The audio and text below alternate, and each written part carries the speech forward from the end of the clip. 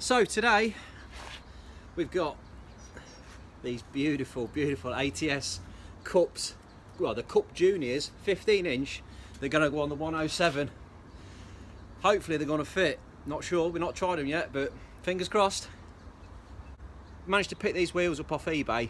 Didn't have tyres on them, but they were in really good condition. They're a mega wheel, they're brilliant. Manufactured by the same people who make wheels for Porsche. So, quality stuff. They're really light, they're weighing at about 5 kilos a wheel. And it should look good on this car, it's going to make it stand out from the rest. Okie dokie, let's pop this. So we've got... Oh dear, that's a bit rubbish, isn't it? Get rid of that, we don't want that now, do we? Let's jack this up in the air. Okay. So the original wheels on this are a 155/65/14 tyre.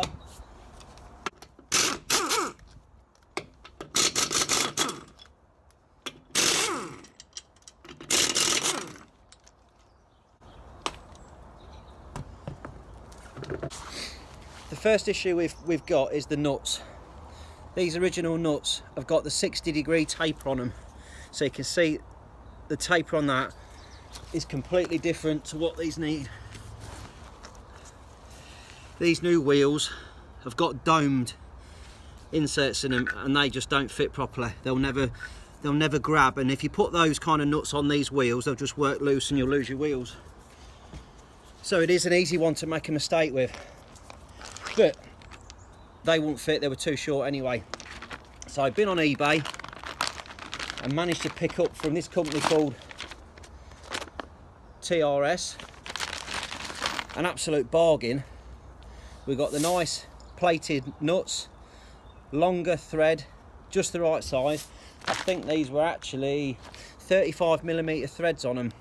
I measured it just to see, because these wheels have got quite a deep centre, and when we pop those in, you've obviously got your brake disc that's sat there, or the drum on the back, and then you've got enough thread to fit. So that was the first thing. But for these nuts here, we've got a whole bag full of nuts and a set of locking wheel nuts for £23.99. How good's that? Oh, let's whack one on and see what it looks like.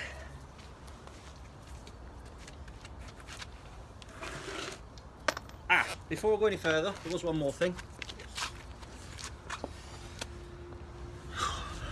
These somewhere down there. These wheels originally were for Volkswagen. So we've got 100 PCD on the holes, and the centre dimension was slightly different as well. I'll tell you what that is in a minute, because I forgot.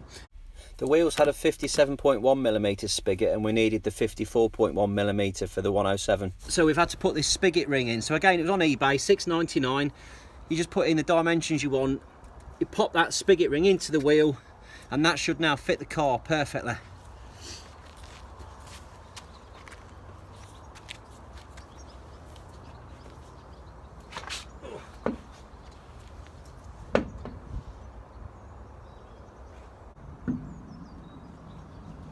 Oh, like a glove.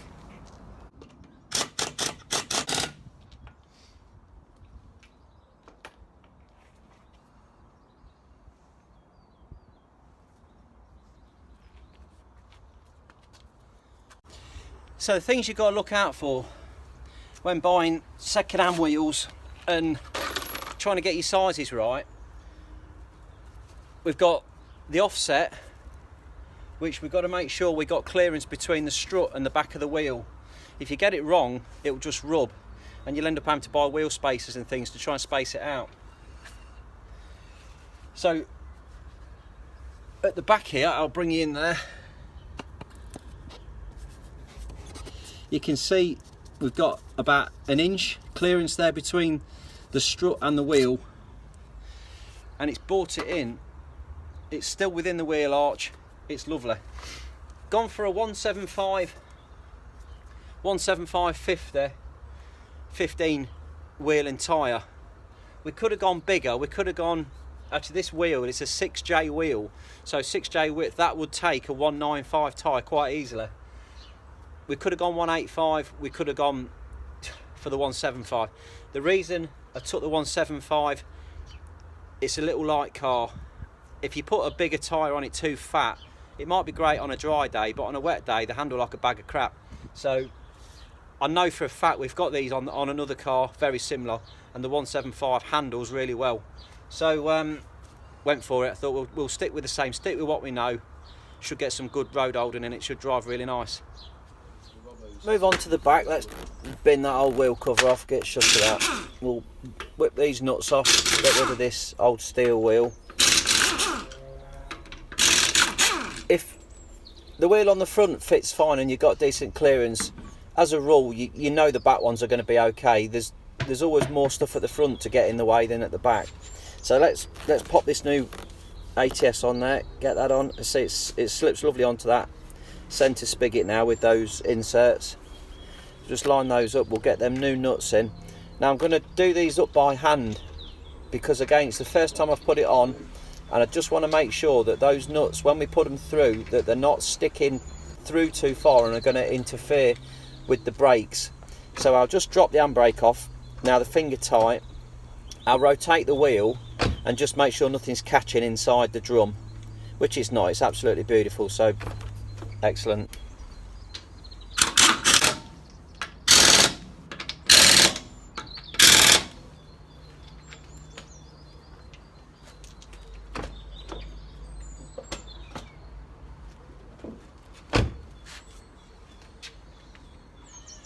So we know now that the nuts are not too long, they're all good, they're not catching on any of the brakes inside the drums. Got great clearance there. Super. So as you can see there, they've got on beautiful, and we'll get that suspension down a bit once we move the car just to settle it, but it's really pleased with the fitment to them. They look $1 million.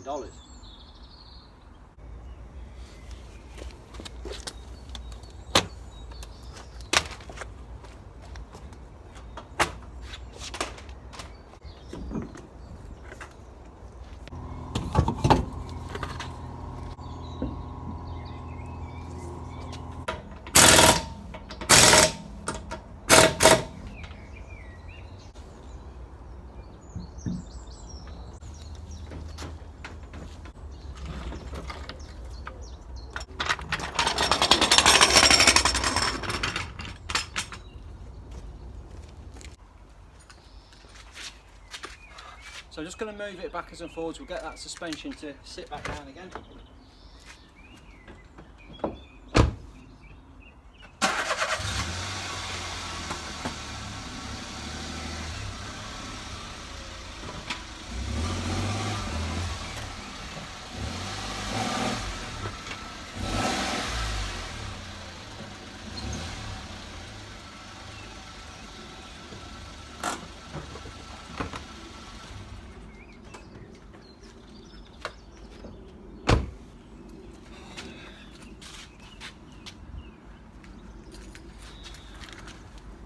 Really pleased with that. I think they look lovely. Now if you're interested, I'll get the tape measure and I'll just tell you that exact clearance between the wheel and the strut, because that's what you've got to work to if you're fitting a set of these wheels or a set of wheels from another vehicle. These ones are ET35, so the offset is 35 with a 6J width.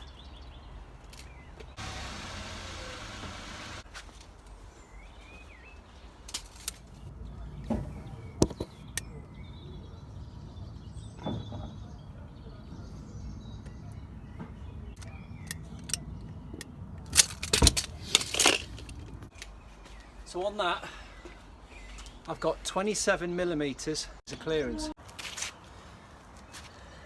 Right, so when we're talking about the ET, the offset, the depth, it's a bit confusing because it's all a bit backwards. We've got to take into account the width of the tyre. So the ET is taken from the centre of the wheel. So the centre point of the wheel to where it bolts to the hub, that is the ET. It's measured in millimetres, 35 millimetres. If we reduce that, if we got a wheel with a smaller ET, 30, 25, it moves the wheel away from the hub. So basically, the smaller the ET, the more the wheel will stick out. So when we were looking and measuring and I was getting all the dimensions, we had to take that into account. If you increase the width of the wheel, so if we went, this was a 6J, if we went for the 7J, the J, which I said is the width of the wheel, that is the internal width. That's the point of where the tyre beads sit inside the rim. So you've also got to allow probably another 10 millimetres for the thickness of the wheel. So when I say 10, that's probably 10 either side. So you're talking 20 millimetres in total. Which is the reason why when you look at that and you say 6J, 6, and that's measured in inches, just to confuse you even more. So the J is measured in inches, the offset, the ET, is measured in millimetres. But anyway, so 6 is there, you see, that is 6, and as you can see, you've still got all of this tyre and everything there. That is because it's the internal measurement. So a true kind of measurement on that, if I just line that up, it's near a 7, it's near a 7 inches, but it is actually a 6J wheel. So if you take that into account again, and you went for a 7J wheel, you add that extra 10 mil either side, it takes you to a total of 8 inches. Got to work all that out, because the more you go, the closer it gets to that strut. If we put a 7J wheel on here, we'd have only a 7 millimetre gap between the wheel and the strut, which is really close, you know, really close. Let's straighten this up and just have a measurement. What we want to know is, we don't want this tyre to be sticking outside this, and we don't want it to catch. So if we just have a look and see where we are with that. Okay, so that is pretty much level. Because of the camber on the wheel, although we're touching the bottom, we've got, that is all we have there, look, before we hit the wheel arch. So if we measured that out,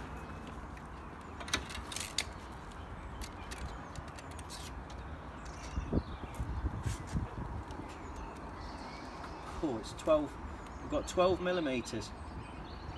So we've only got 12 millimetres before we're actually fully truly out to the edge of the arch.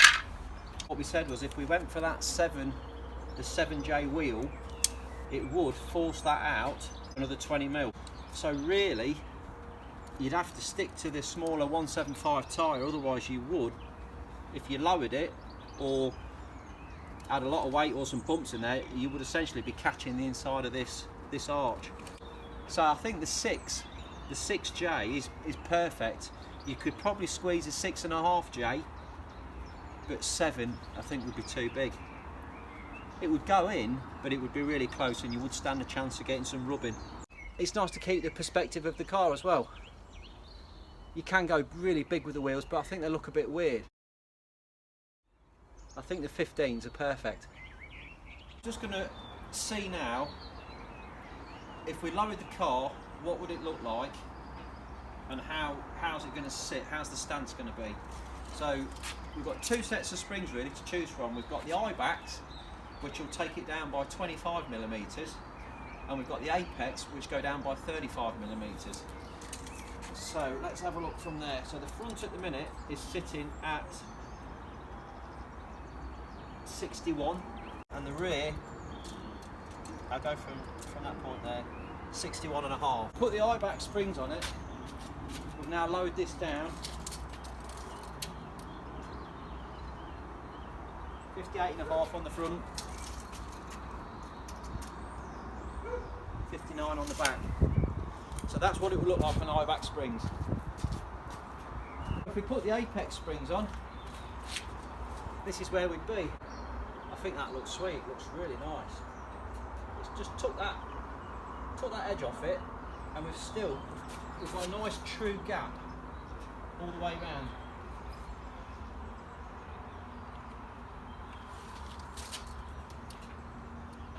$57.5 on the front, 58 on the back. So to get the car any lower than that, you're going to have to fit coilovers, which are obviously really expensive, and it will also make it unusable. You'll be hitting speed bumps, hitting the underneath, the exhaust will be catching. So I think that's as low as we could go with this to keep it drivable and keep it legal.